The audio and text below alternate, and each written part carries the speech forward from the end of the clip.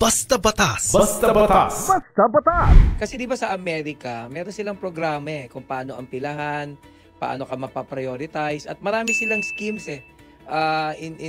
with respect to making sure that if you need a donor, you can avail of the same. Sa Amerika pa nga, nakikita ko, it doesn't even matter kung mayaman ka o mahirap ka. Very, very defined yung programa nila. Sa kabatiran lang po ng ating mga kabatas at ating pong mga tagapakinig, kung sakaling kailangan ko ng donor, anong programa meron tayo? Gaano katagal ang waiting period? May pila ba talaga? Papaano can I be prioritized if my condition is worse than those of the rest? Papaano po, ma'am? Yes. So, as mentioned, we have living-related and living non-related. Yung sa pilahan po, that is sa deceased organ donor. So, sa deceased organ donor naman po, meron po tayong waiting list. And may scoring system po ang ginagawa po natin.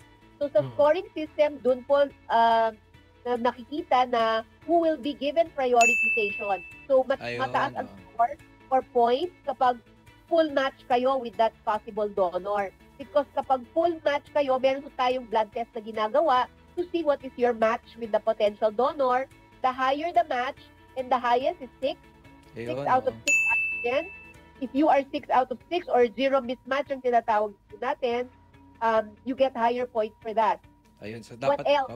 Sabi po natin, highly sensitized, which means marami na siyang antibody sa katawan niya. Ang hirap-hirap na humanap ng donor sa kanya. These are people who have multiple blood transfusion, marami silang past pregnancies, they develop antibodies to people.